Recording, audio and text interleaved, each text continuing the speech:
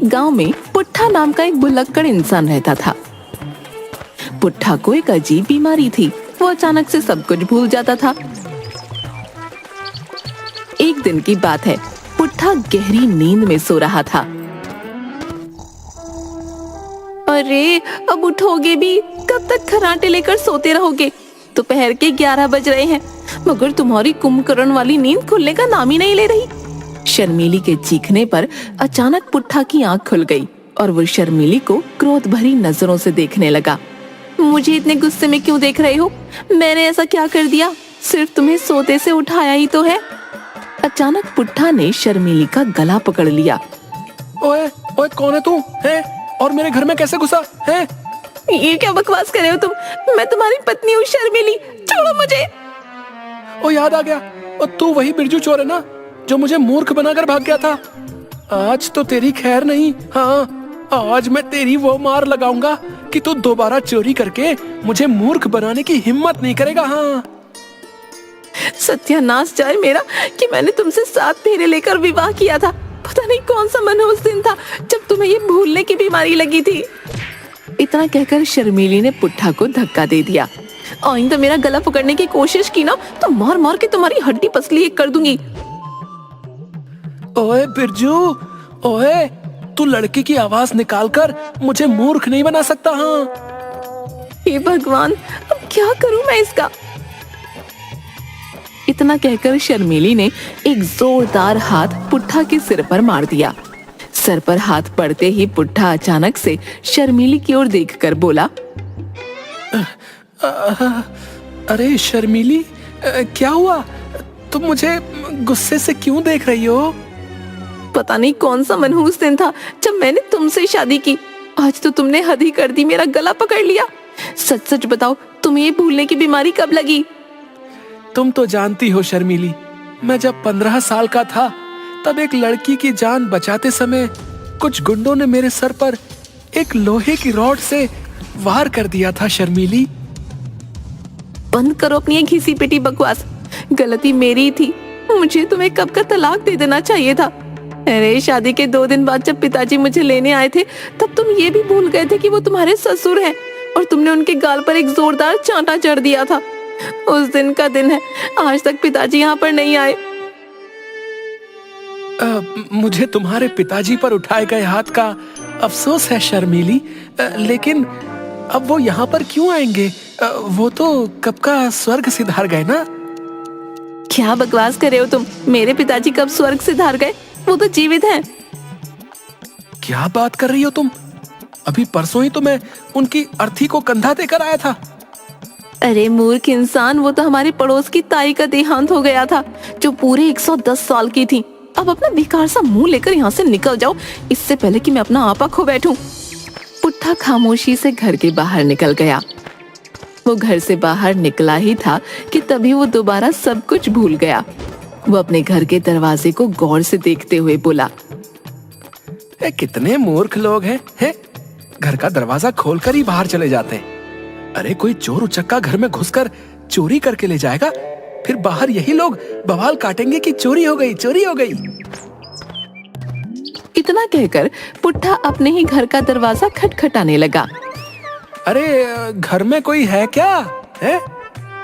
पुट्ठा की आवाज सुनकर शर्मीली अपने आप से बोली, अरे इन्हें क्या हो गया? अभी कुछ सेकंड पहले ही तो बाहर गए थे, कहीं ये फिर से कुछ भूल तो नहीं गए? शर्मीली दौड़ती हुई बाहर आ गई और पुट्ठा को क्रोध भरी नजरों से देखने लगी। माफ कीजिएगा बहन जी। बहन जी? ये क्या कह रहे हो तुम? अरे आपको बहन जी नहीं कहूँ तो और क्या कहूँ? मैं तो सिर्फ आपको ये बताने के लिए आया था कि आपके घर का दरवाजा खुला हुआ था। मुझे लगा शायद घर में कोई मौजूद नहीं है। इतना कहकर पुट्ठा वहां से चला गया और शर्मीली अपने दोनों हाथों से अपना सर पीटने लगी। पुट्ठा सीधा बाजार गया। अचानक पुट्ठा की नजर गांव के मुखिया और जग्गी पर पड़ी। पुट्ठा सीधा गांव के मुखिया के पास चला गया। क्या हाल है मुखिया जी? मुझे आपसे जरूरी बात करनी है। अरे लगता है इस भुक्कड़ की याददाश्त इस समय सही है, इसीलिए मुखिया कहकर संबोधित कर रहा है। क्या बात है पुट्ठा, आज तू बड़ा चिंता में नजर आ रहा है। बात ये है मुखिया जी, आप तो जानते हैं कि जब से मुझे बिरजू चोर ने मूर्ख बनाया ना, तब से मेरी जिंदगी खराब हो गई है।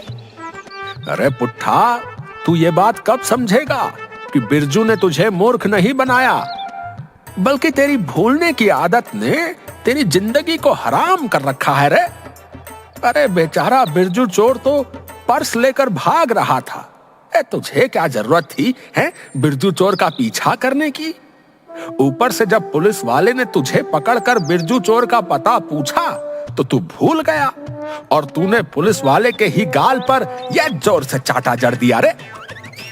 तभी मुखिया के बगल में खड़ा हुआ जग्गी मुखिया के कान में धीमे से बोला, मुखिया जी, पुट्ठा को समझाने मत बैठिए, कहीं ये फिर से भूल गया तो हम दोनों के लेने के देने पड़ जाएंगे। आप तो जानते हैं ना, पुट्ठा का गुस्सा, उसके गुस्से के आगे कोई नहीं टिक पाता मुखिया जी। तुम सही कह रहे हो जग्गी। इतना बोलकर मुखिया पुट्ठा से बोला, अच्छा मैं चलता हूँ हैं। इतना कहकर मुखिया ने प्यार से पुट्ठा का सर सहला दिया और मुखिया यही भूल कर बैठा। पुट्ठा दोबारा सब कुछ भूल गया। पुट्ठा मुखिया और जग्गी को गौर से देखने लगा। क्या हुआ पुट्ठा, तुम मुझे इतनी गौर से क्यों देख रहे हो? अचानक पुट्ठा ने एक जोरदार चांटा मुखिया के गाल पर जड़ दिया। मुझे मूर्ख समझाया क्या तूने? बिरजू, तुझे क्या लगा तू मेरी आंखों के सामने से दोबारा बचकर भाग जाएगा? आज तो तेरी खैर नहीं रे, मैं तुझे घसीटता हुआ पुलिस थाने में ले जाऊंगा। हाँ। अरे मुखिया जी, ये क्या किया आपने? एक तो इस भुलक्कड़ की याददाश्त कब चली जाती है कुछ भी पता नहीं रहता, ऊपर से आपने इसके सर पर हाथ फेर दिया। अरे अरे अरे, ये तो इसका छोटा मगज है, अब तो आपको ईश्वर ही बचा सकता है।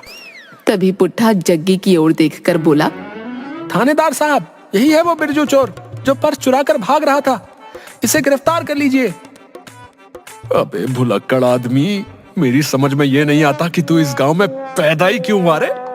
अबे जिस बिरजू चोर की तू चोरी की बात कर रहा है ना, उस घटना को तो 1 साल हो गया है, लेकिन तू सब कुछ भूल जाता है, बस यही बात नहीं भूलता। कभी कभी तो मुझे लगता है कि तू बस नौटंकी करता है। क्या बकवास कर रहे हो तुम? हैं? क्या तुम थानेदार नहीं हो? अरे नहीं रे, मैं थानेदार नहीं हूं। तो फिर मुझे थाने तक ले चलो, बता रहा हूं, नहीं तो मैं तुम्हारा भी ना मार मार कर ना बुरा हाल कर दूंगा, बता रहा हूं।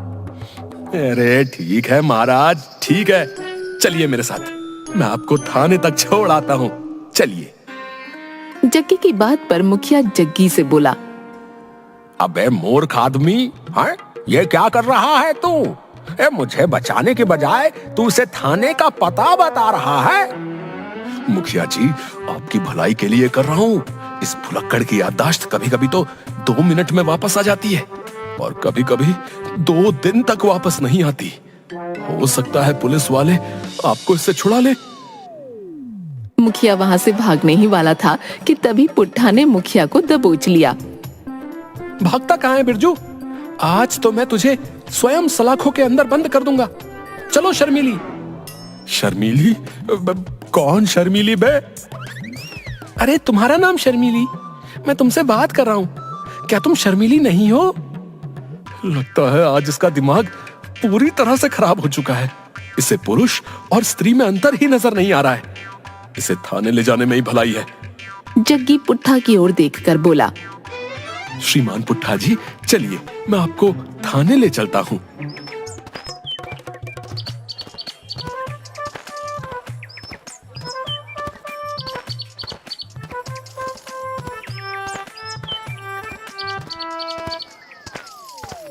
कुछ ही देर में पुट्ठा मुखिया को लेकर थाने के अंदर थानेदार के सामने खड़ा हुआ था। मुखिया को देखकर थानेदार कुर्सी से उठकर हाथ जोड़ता हुआ बोला, नमस्ते मुखिया जी, आपको यहाँ आने की क्या आवश्यकता थी? आप मुझे बता देते, मैं स्वयं आपके घर आ जाता। और आपको इसने पकड़ क्यों रखा है?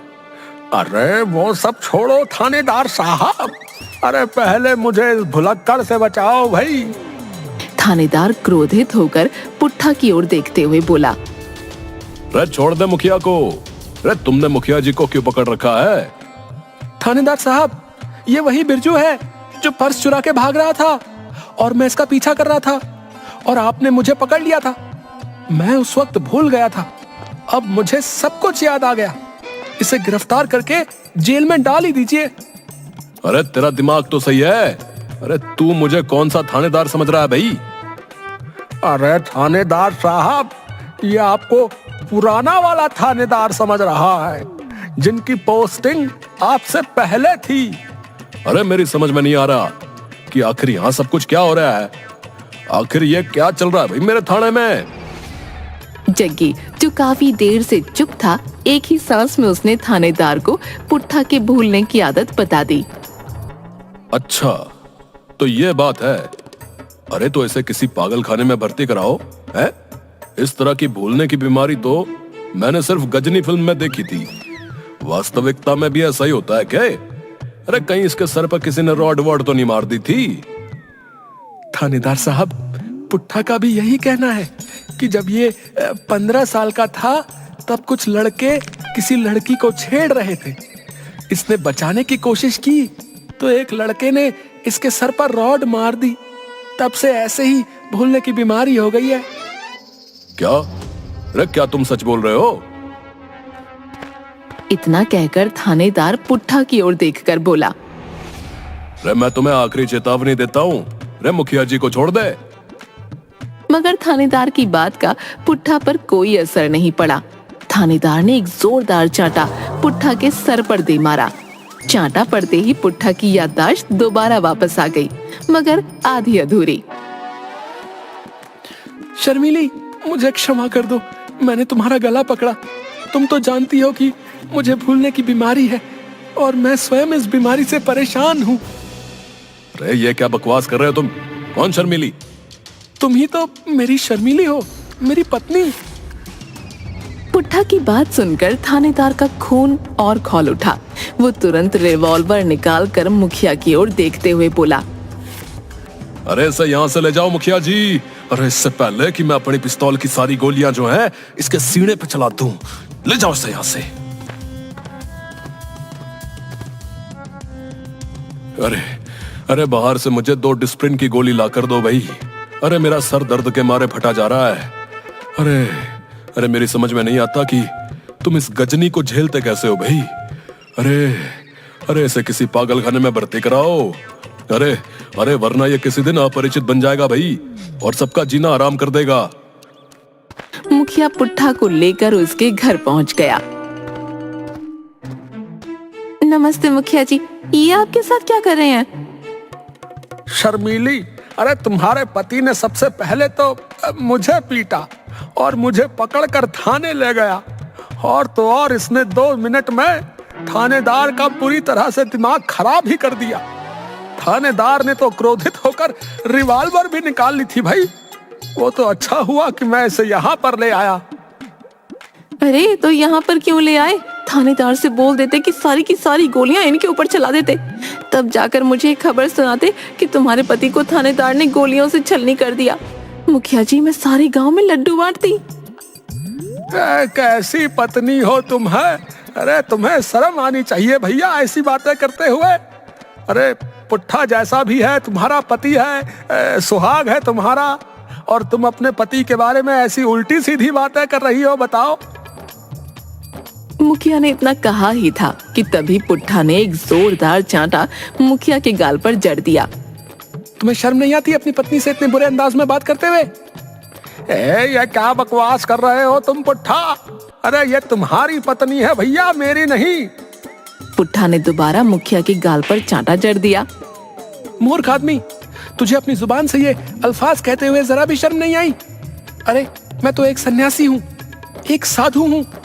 मैं आजीवन अविवाहित रहने का प्रण ले चुका हूँ, और तू अपनी पत्नी को मेरी पत्नी बता रहा है, निर्लज्ज। पुट्ठा की बात सुनकर शर्मिली का गुस्सा 7वें आसमान पर पहुंच गया। हे भगवान, आज इन्हें क्या हो गया है? इससे पहले कभी इतना खतरनाक भूलने के दौरे तो कभी नहीं पड़े इन्हें। इतना कहकर शर्मिली ने पुट्ठा के सर पर कस के घूंसा मारा। घूंसा पड़ते ही पुट्ठा की याददाश्त वापस आ गई। शर्मिली, तुम मुझे इतना क्रोध से क्यों देख रही हो? अरे मुखिया जी आप। शर्मिली, क्या तुमने मुखिया जी को चाय पिलाई कि नहीं? ईश्वर का लाख लाख शुक्र है भैया कि तुम्हारी याददाश्त वापस आ गई भैया। तभी वहाँ पर पुट्ठा के चाचा हुकुम सिंह आ गए। हुकुम सिंह दूसरे गांव के सरपंच थे। कैसी हो बहू? आज बड़े सालों बाद मुझे अपने भतीजे की याद आ गई। सोचा कि इससे मिलने चला आऊं। अरे चाचा जी, अपने भतीजे को अपने साथ ही क्यों नहीं ले जाते? आज तो आपको मुझे बताना ही पड़ेगा कि इन्हें भूलने की बीमारी कैसे लगी। शर्मिली सही कह रही है। ये पुट्ठा हमेशा यही बताता है कि जब वो 15 बरस का था तब कुछ लड़के लड़कियों को छेड़ रहे थे और पुट्ठा उन्हें बचा रहा था, और एक लड़के ने जो है लोहे की रॉड जो है इसके सर पे दे मारी। तब से इसकी याददाश्त जो है अचानक से चली गई। लेकिन चाचा जी, पुट्ठा के सर पर तो चोट के निशान तक नहीं है, बताइए। मुखिया की बात सुनकर सरपंच जोर जोर से हंसते हुए बोला, अरे मुखिया जी, झूठ बोलता है ये। मेरा भतीजा जो है, बात असल में ये है कि जब ये 15 साल का था तब ये एक लड़की को पसंद करता था, मगर ये नहीं जानता था कि वो लड़की पहले से शादीशुदा थी और एक 5 वर्षीय पुत्री की मां भी थी। ये मूर्ख अपने प्यार का इजहार करने उस स्त्री के पास पहुंच गया। उस समय वो स्त्री अपनी बच्ची के लिए एक गुब्बारा खरीद रही थी। गुब्बारा। इसकी बात सुनते ही वो गुस्से से आग बबूला हो गई और उसने क्रोधित होकर वो गुब्बारा इसके सर पर मार दिया जोर से। तब से ये बेचारा ऐसे ही हो गया। और हां, आज 1 जनवरी है, सर्दी ज्यादा है। आज के दिन इसे भूलने के दौरे ज्यादा पड़ते हैं। आगे से ध्यान रखना बहू। 1 जनवरी को इसे घर पर बंद करके रखना। अच्छा, तो असली बात ये है, इनकी ये हालत किसी लोहे की रॉड ने नहीं बल्कि गुब्बारे ने की है, और जनाब इश्क फरमाने गए थे। अब शर्मिली, अब ज्यादा बातें मत करो, इसे जो है रस्सी से बांध दो, नहीं तो ये जो है फिर भूल जाएगा। और आगे से याद रखना भैया, 1 जनवरी को इसे बांध कर ही रखना है। अच्छा? नहीं शर्मिली, उसकी कोई आवश्यकता नहीं। मैं नींद की गोलियां लेकर आया हूं। दूध में इसे नींद की गोली खिला दो, सुबह तक ये ठीक हो जाएगा। सरपंच के कहने पर शर्मिली ने ऐसा ही किया और पुट्ठा गहरी नींद सो गया। सुबह सरपंच शर्मिली से बोला, बहू, जाकर पुट्ठा को उठाओ। मेरा विश्वास है कि वो अब तक सही हो चुका होगा। सरपंच के कहने पर शर्मिली पुट्ठा को जगाने लगी। अजी सुनते हो, सुबह हो चुकी है, उठना नहीं है क्या? शर्मिली की आवाज सुनकर पुट्ठा उठकर शर्मिली और सरपंच को गौर से देखने लगा। अजी ऐसे क्या देख रहे हो? कैसी हो नंदिनी? मैं तुम्हें कब से ये बोलने के लिए जो है तड़प रहा हूँ कि मैं जो है तुमसे ना सच्चा प्रेम करता हूँ नंदिनी। क्या बकवास कर रहे हो तुम? अरे लगता है ये उस नंदिनी की बात कर रहा है जिसने इसके सर पर गुब्बारा मारा था। पुट्ठा सरपंच की ओर देखकर बोला, हे, तुम तो नंदिनी के पति हो, हैं? तुम्हारी वजह से नंदिनी ने मेरे सर पर गुब्बारा मारा था, याद आ गया मुझे। इतना कहकर पुट्ठा उठकर खड़ा हो गया और अपने चाचा पर मुक्कों की बौछार कर दी। शर्मिली ने पुट्ठा का हाथ पकड़ लिया। ये क्या कर रहे हैं आप? आपको शर्म नहीं आती अपने चाचा को मारते हुए? मुझे छोड़ दो मुखिया जी, ये नंदिनी का पति है, इसी की वजह से नंदिनी ने मेरे सर पर गुब्बारा मारा था। हाँ। अरे मैं मुखिया नहीं, तुम्हारी पत्नी हूँ। अरे अरे अरे अरे अरे अरे अरे इसे कुछ दिनों के लिए बांध दो बहू। अरे मैं जा रहा हूँ और अब कुछ साल बाद ही आऊंगा, तुम ही झेलो। सरपंच वहां से बोरिया बिस्तरा उठाकर भाग गया और शर्मिली अपना सिर पकड़कर बैठ गई।